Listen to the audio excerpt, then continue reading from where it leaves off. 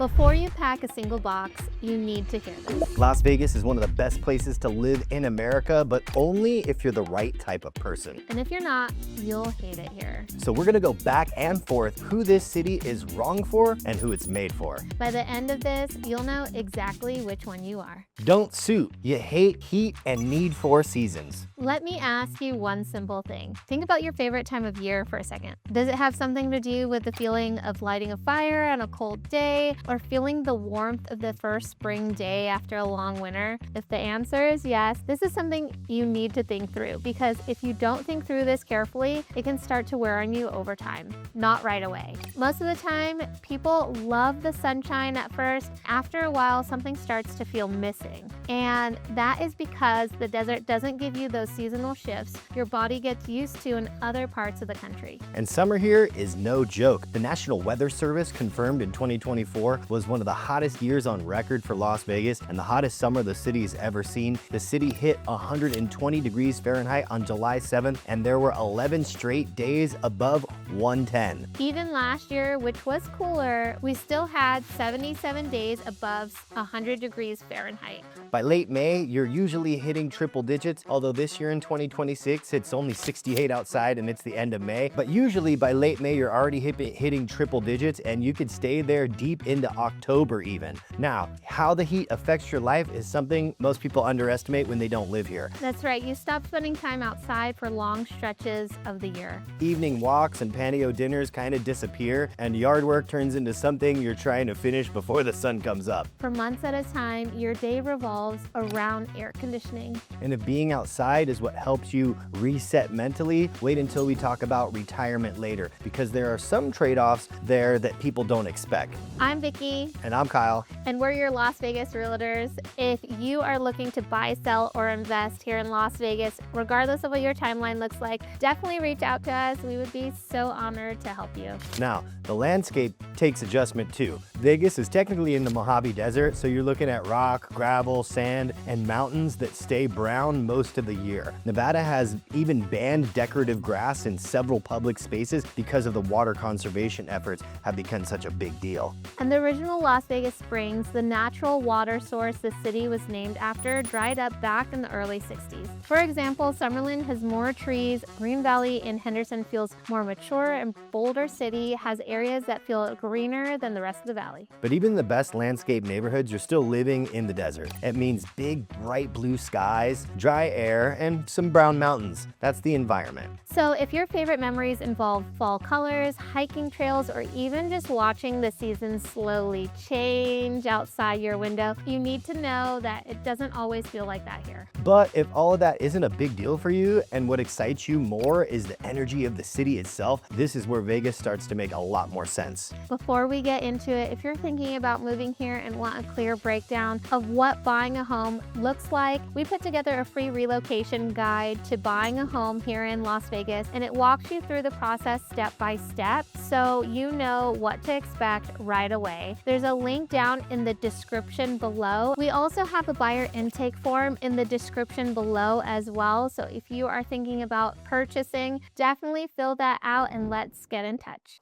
All right, now back to the video. Suit. High entertainment lovers and high energy personalities. I'd bet there's very few cities in America where actually being a local feels more like an advantage than here. You don't just fully get that until you've actually lived here for a while. Just imagine living somewhere where the Golden Knights, the Raiders, the Aces, Formula One on the Strip all become part of your normal calendar. The Sphere keeps rolling from one residency to the next one, like U2, the Eagles, Fish, No Doubt, Backstreet Boys, Metallica, and more. And then I just watched No Doubt at the Sphere. They were absolutely incredible. And we have a friend who watched the Eagles and she said it was the most incredible experience of her entire life. So it is definitely something that you will want to check out if you guys decide to move here. And then there's the food scene. You've got everything from high-end restaurants to some of the best cheap eats anywhere in the country. And once you're local, you'll figure out pretty quickly where to go, when to go, and how to avoid paying tourist prices. Now, some of the best spots aren't even on the Strip. Places like Esther's Kitchen in the Arts District, Chinatown, Fremont East, even the Americana at Desert Shores. There's tons of hidden gems all over the town that have James Beard award-winning people and Michelin star level of cuisine. They don't do Michelin star ratings here because everything's drivable, so they don't need to ascribe a star for it on how far you're gonna drive because everything's located there. But that's the whole side of the city that most tourists never even see. And over time, your relationship with the area changes. You'll stop treating the Strip like a vacation, learn which nights are worth going out, and start having opinions on residencies. One of your friends texts you last-minute Golden Nights tickets, and suddenly your Wednesday night looks completely different. Being a Las Vegas local means one of your friends could just text you last-minute Golden Night tickets. That's happened to us. We've got to watch a game on a whim on a random Wednesday night. Other people have said, hey, I've got last-minute seats to go see Kevin Hart. We've seen incredible acts at the drop of a hat, and just that's something that you can't get when you live outside of an entertainment district. You have to plan and travel to get to do that, whereas in Vegas, we and many other locals experience that opportunity frequently of just, surprise, you're gonna go do something cool tonight, and that's what's special about living here. And that local access starts stacking up over time, and later on, we'll talk about retirees, and this becomes even more important, so stay with us. Now, you've also got events like First Friday, which is out in the Arts District. Every month on the first Friday of the month, the area fills up with live music, galleries, artists, food vendors, entertainment, and it's just kind of like food trucks. It's one of those things that I think Vegas does better than almost anywhere else, is just constantly reinventing itself. Even people who've lived here like us for over 20 years still find new places opening up all the time. So if you're someone who loves energy, loves being out and exploring, and wants a city that always feels alive, of course, Vegas is a great fit. But there's another side to that energy, and we need to talk about that. Doesn't suit your struggle with temptation. Even an ordinary day around here feels different from pretty much anywhere else in America. You pass casinos on the way to work, you stop for gas, and there are slot machines by the counter. You grab groceries, and you'll even find some video poker near the checkout. Usually it fades into the background pretty fast and you just don't pay attention to it. But for someone who's still working through their relationship with gambling, alcohol, or high stimulation environments, the city can be hard to navigate. And it's important to know that when you want to go to the movies, most movie theaters aren't freestanding buildings, and neither are the bowling. So in most towns in America, if you want to hit a night at bowling or go to the movie theaters, almost all of those, or I'd say probably 90% of those, are located in a casino here. So some of the activities that you might do in a regular town outside of Nevada, you actually do have to enter a casino to do and go and enjoy here in town. And please know this isn't a moral judgment at all. It's just something you need to know before making a move like this. A UNLV study recently released last year found that Nevada adults qualify as problem gamblers at a rate of about 7.5 times higher than the national average. Casino bars stay open 24 hours a day. After hours spots open even at 2 a.m. when the regular clubs elsewhere in the country are shutting down. And some of these places stay busy until sunrise. Now, none of this exists to target locals. This is a tourism city, and this is what tourism cities are built around. But if you're in recovery or trying to create more structure around drinking, there's nothing about the environment here that naturally reinforces that. Most people eventually find their balance. They build routines, live normal lives, and don't normally spend that much time on the Strip. Casinos just become part of the background, kind of like wineries in Napa. But if you need your environment to help keep you grounded, that's absolutely something worth considering and thinking carefully before moving.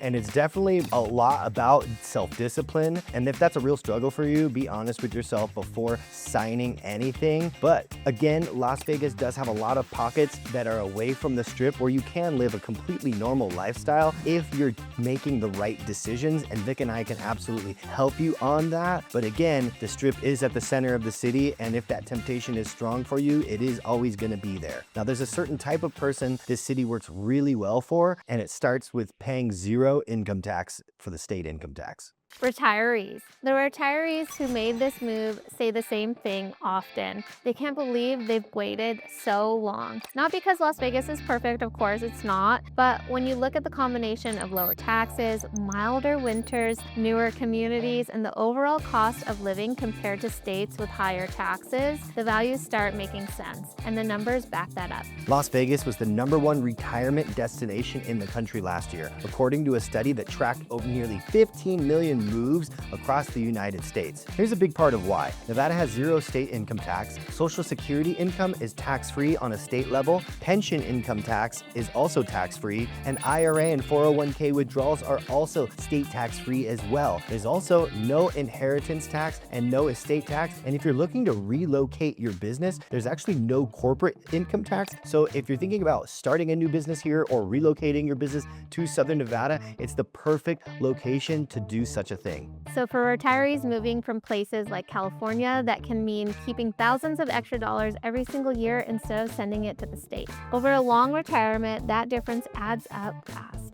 And then there's the weather during the months people care about the most. From December through February, daytime highs are usually in the upper 50s to low 60s. And if you've spent the last 30 years dealing with snow, ice, gray skies, freezing mornings, frozen over roads, winters here can kind of feel like a complete reset. Another thing worth pointing out too is that the healthcare has expanded significantly. Southern Nevada now has a growing number of hospitals and specialty care centers, including the Cleveland Clinic's Lou Ruvo Center for Brain Health and the Las Vegas Medical District. And overall, healthcare costs here tend to come in below the national average. Now, within about an hour of your house, you've got mountains, hiking, golf, Lake Mead, Red Rock, and places that feel nothing like the Vegas people picture from TV. And if you're into golfing, there's over 50 public courses and a couple dozen private clubs if you want to either get a membership at a country club, or if you're like me, you just want to try a new golf course every single week, you can do that because there are over 50 of them within an hour drive here, and some of these courses are absolute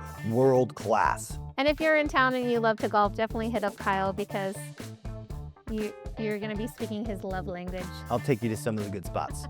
Now, the active adult communities are another huge reason that retirees love it here. Sun City Summerlin is one of the biggest examples of that. You're talking about over 7,500 homes. They have 3 golf courses, 2 championship full length and then an executive course. And then there's 5 total, well, there's 2 community centers, but 5 total if you include the centers that are at the golf courses. So that's a lot of amenities. And that doesn't even talk about the social calendar with trips to the museum, trips to the strip, gardening clubs, bunco, pinochle, and all sorts of card games. And then on top of that, there's the indoor Olympic-sized swimming pool, performing arts theater for shows and theater. And then of course, there's more than 80 clubs that are run by the residents. These are built around staying active and social. And if you're retiring anywhere with cold winters and high taxes, the math makes lots of sense here. But there is one side of retirement around here that numbers alone can't solve. We'll show you that now. It doesn't suit. You want culture, history, and deep roots. If you're someone who loves cities with history baked into them, this is one area where Las Vegas can feel really empty. You know the kind of places I'm talking about. Neighborhoods that have been around for generations, like the Garden District in Louisiana, or places like Philadelphia, where there's homes that are over 200 years old and cobblestone streets with real history. We just don't have that here in Las Vegas. And one thing that people do complain about is that they constantly demolish and rebuild.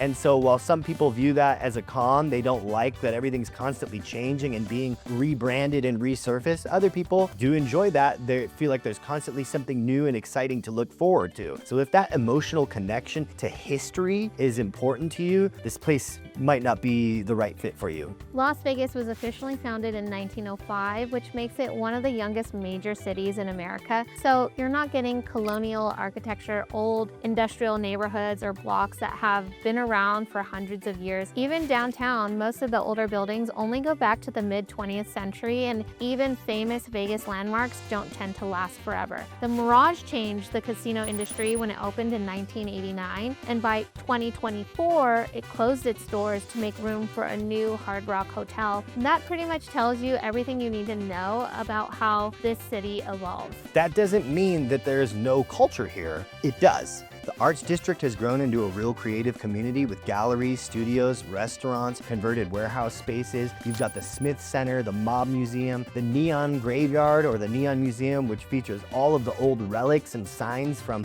the early 1900s and beyond. And then of course, there's a strong entertainment and art scene here. But what this city gives you in energy and reinvention, it doesn't really give you in historical depth. There's no historical walking tours in Las Vegas. Yeah, like there are in New Orleans or other places around the country that have a rich history. And if your connection to a city comes from legacy, that's something we're thinking about before moving, especially once we get into the walkability side later, because those two things connect in ways that aren't obvious at first, but are important to understand.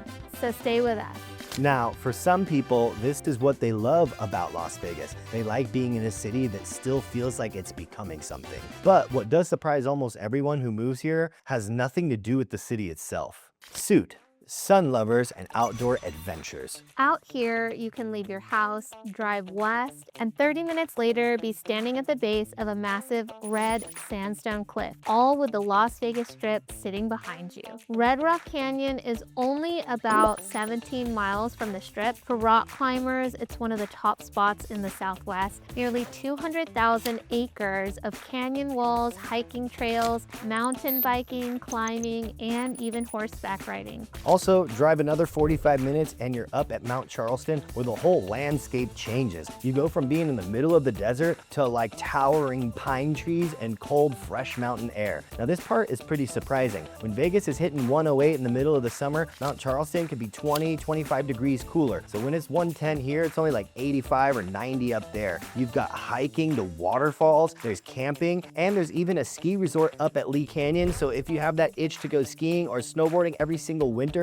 you can scratch that with our own local resort that's just a few minutes from the edge of Las Vegas. They're about around 8,000 feet up, and the peak of Mount Charleston goes almost all the way up to 11,000 feet in elevation. So if you're into summiting a real mountain, we have that right in our own backyard too. Yes, Las Vegas has a ski resort. You can ski during the day and then be back at home by night. Now, of course, it's not like Mammoth or Big Bear or any of your top ski resorts, but it's definitely a place to go and enjoy if you are wanting to go somewhere close that's only 30 to 40 minute drive. Then you've got Valley of Fire about an hour northeast, ancient petroglyphs, deep red rock formations, and landscapes that don't even feel real in some spots. It's very picturesque. And Lake Mead is about 45 minutes away and had more than 6 million visitors just last year alone, making it one of the most visited national park areas in the entire country. Once you start looking beyond Vegas itself, this is where the location becomes huge advantage. You've got Zion, Bryce Canyon, the Grand Canyon, Death Valley, Joshua Tree, Arches National Park. There's so many things that you can do within about a 5-hour drive. You can get to Mammoth in 5 hours. You can get to the beach in 5 hours. You can go to Disneyland. You can go to Arizona. It's like an amazing hub location. And if you want to know more about some of the awesome adventures that locals do just outside of the city, you can watch this video that we already created that goes over all of the fun adventures just outside our backyard. If you want a city where the outdoor side of life surprises you in a really good way, this place really can deliver that for you. Now, what gets harder for some people is what happens once you come back inside the city itself. Don't suit. You need walkability. No one warned you about this before you move here. You will never accidentally discover a new restaurant. You will always have driven to it on purpose. That's because the city is designed around cars. Not too different from California or Arizona, the whole road system revolves around the I-15, the 215 Beltway, and then the US 95. There's no real passenger rail system, there's no subways, and the public transit does its absolute best to connect the rest of the valley to one another, but most neighborhoods, not driving is not optional. You drive to the grocery store, you drive to get a coffee, you drive to your friend's house, even if they only live a couple minutes away, because in some parts of town, there aren't even sidewalks connecting neighborhoods to the main roads. Now, if you're moving from places like New York, Chicago, San Francisco, or Washington, D.C., this adjustment can feel pretty big. Those are cities where people walk everywhere. Taking the train is normal. Leaving your car parked for days is normal too. That lifestyle really doesn't happen over here,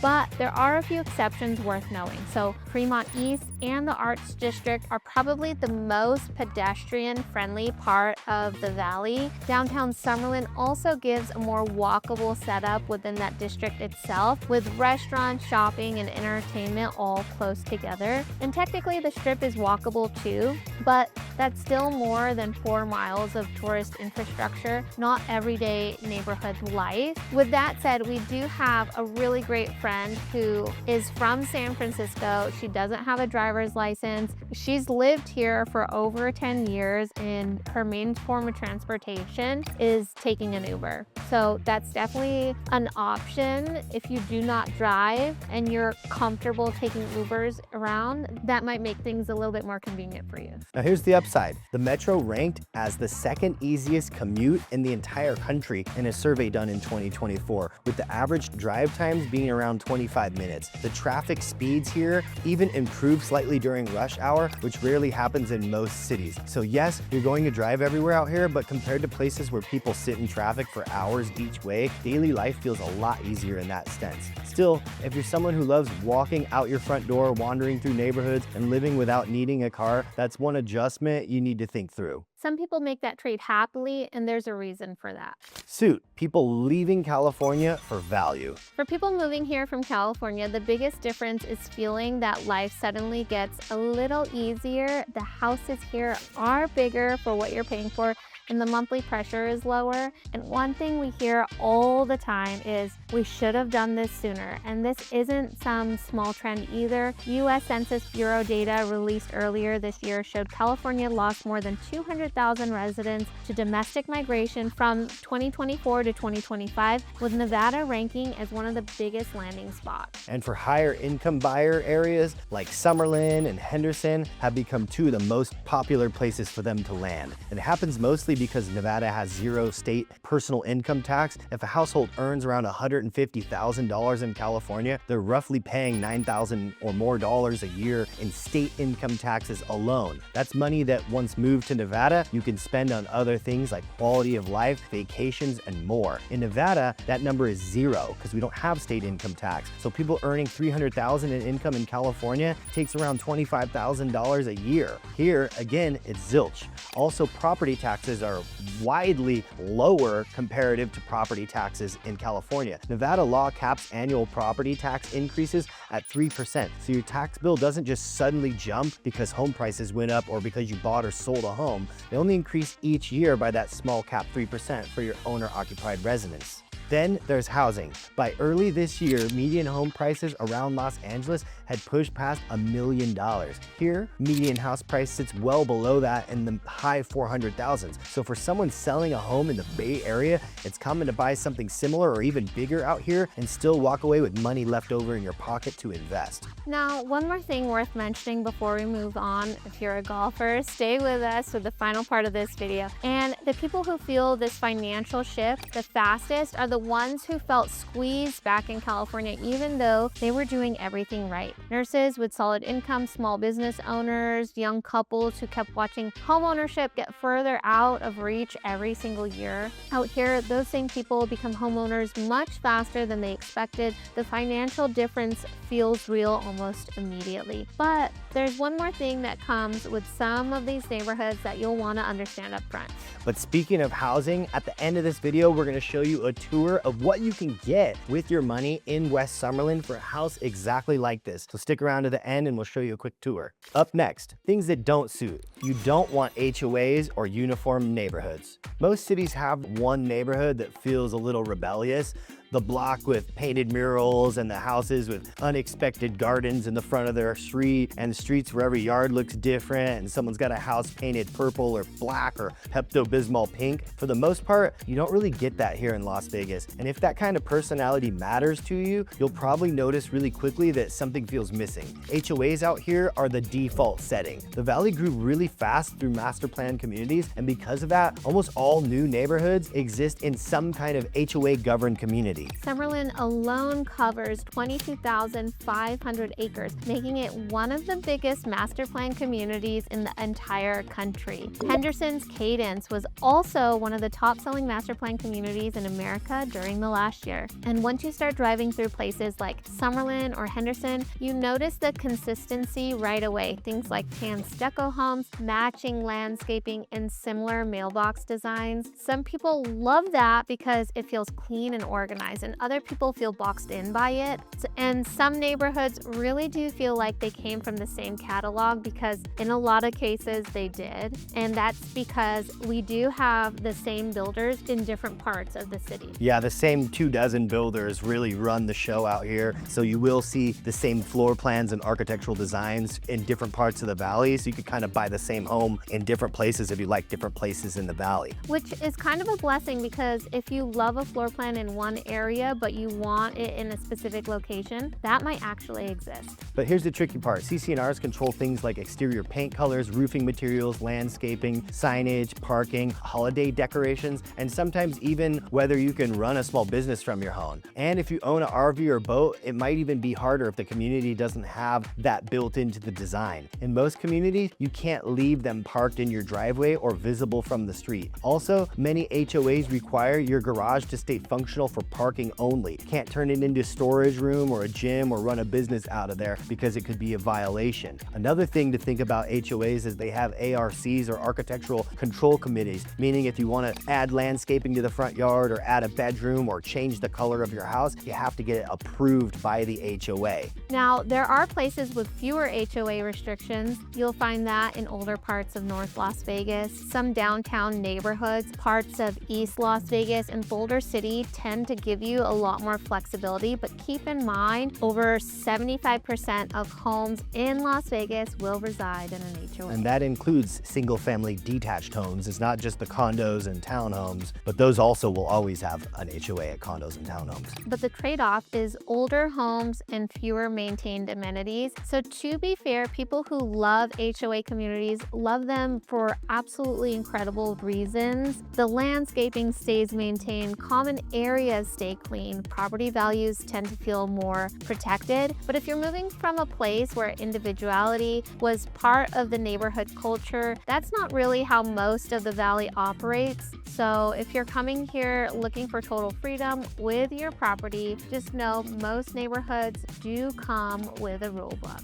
But if you're sold on Las Vegas, but you don't want the HOAs, or you want to do a custom build, speak with us and reach out to us at the description below. It has all of our information. I know all of the areas in town that don't have HOAs that can still be very nice neighborhoods that may not be aged or older, or come with the freedom to be able to build whatever you want. So reach out to us and we can help you navigate that. If you're sold on being in Las Vegas, but don't want to be in a part of an HOA or a cookie cutter community, as we call them, I got you covered. And we've saved the final part of this video for a reason, because there's one group of people who hear everything we just talked about and see it as a huge positive. That's right, people like me, the golfing community. For golfers, one of the best parts of moving here is that golf no longer feels like something you have to build your schedule around. One thing that I hear from clients all the time is that where they lived before, they had a golfing season.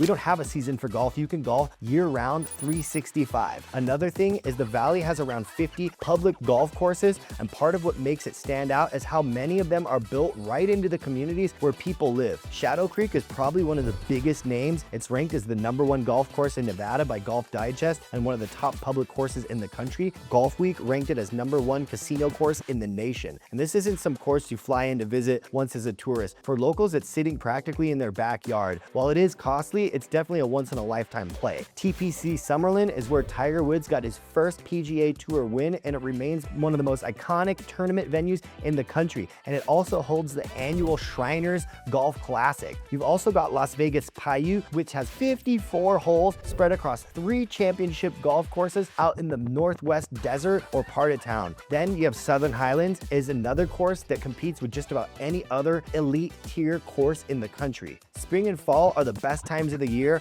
Mild temperatures, mountain views, and courses are in great shape. But winter here is the real hidden gem for golfers. Greens fees drop and courses stay in beautiful condition, and 50-degree afternoons feel pretty amazing. You can golf in the morning or in the afternoon, doesn't matter what time of the day. In some places in the country, golf disappears for months at a time, but in Las Vegas, 365 round the clock.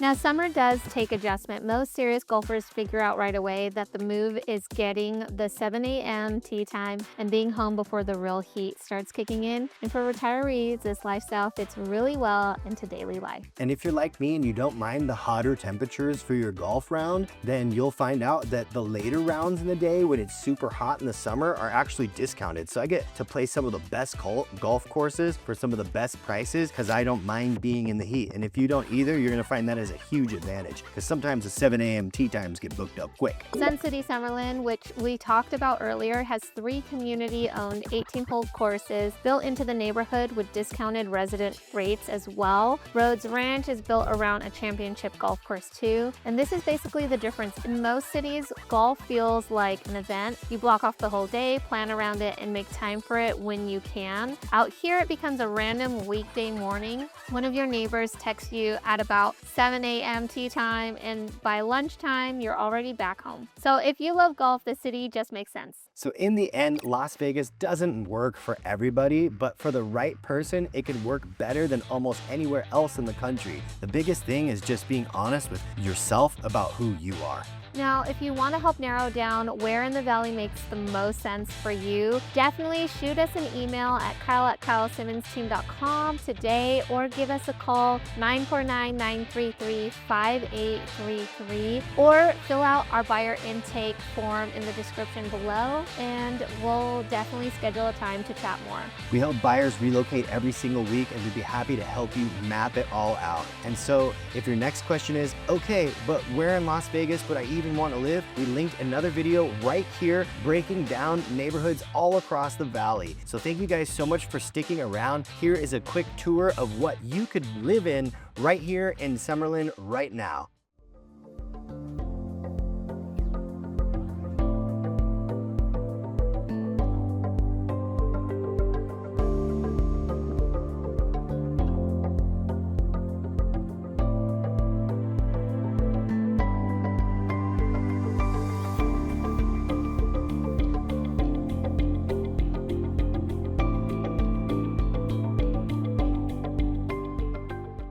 So if you want more information on this specific house or any of the new builds located in Summerlin, we'll definitely send that over your way. And thank you so much for watching. Definitely like and subscribe, and we'll see you on the next video.